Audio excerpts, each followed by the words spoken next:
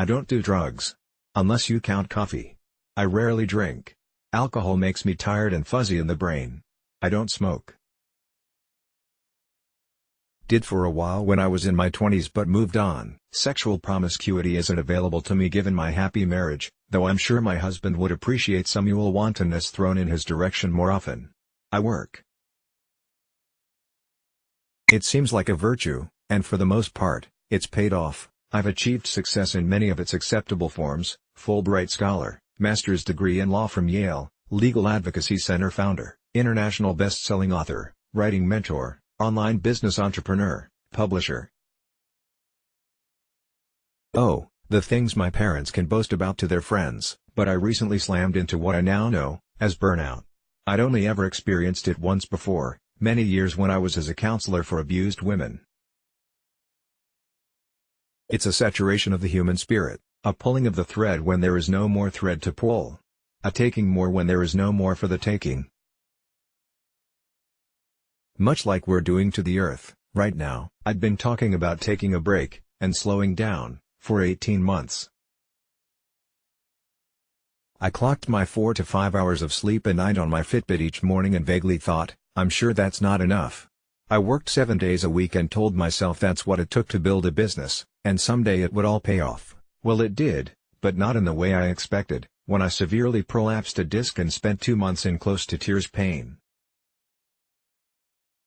Stripped of all ability, I could barely make it to the toilet and back. The painkillers I needed made work impossible. My brain was an opaque soup of narcotics in which no single thought could make a clear appearance.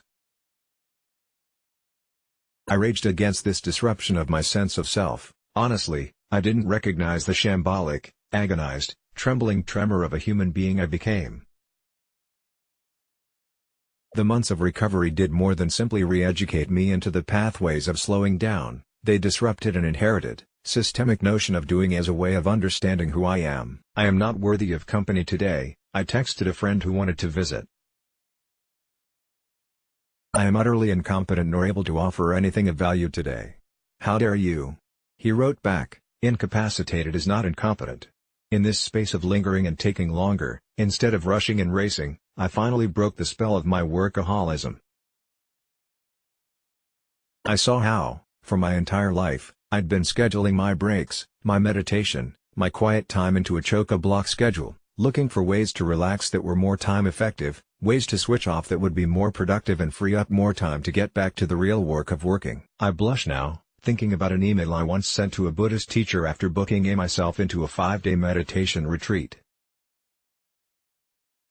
See, a book deadline had unexpectedly been brought forward by 2 months, and I just couldn't afford all that time off. I asked if I could just come for a quickie, just for the weekend, instead for the 5 days.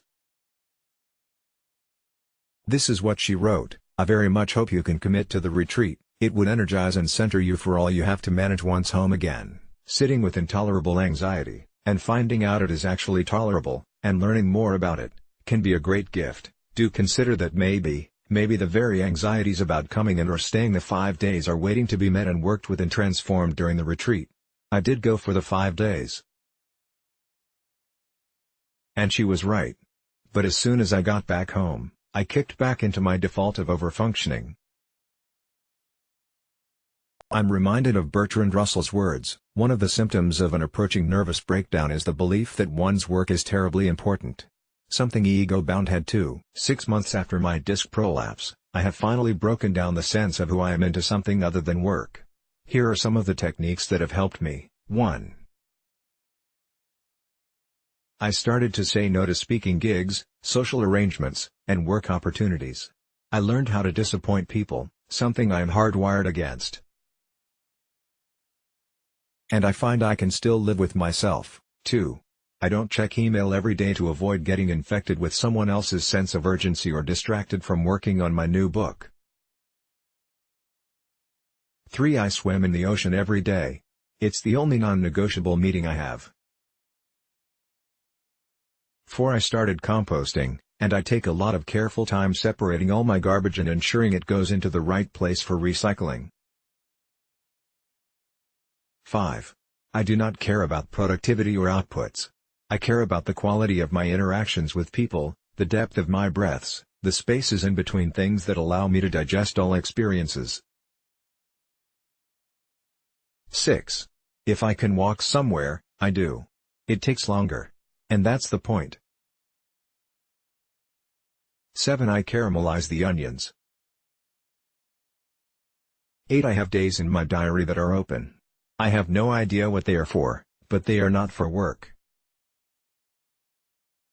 9. If the cat comes to sit on me or against me, I may not move until he does.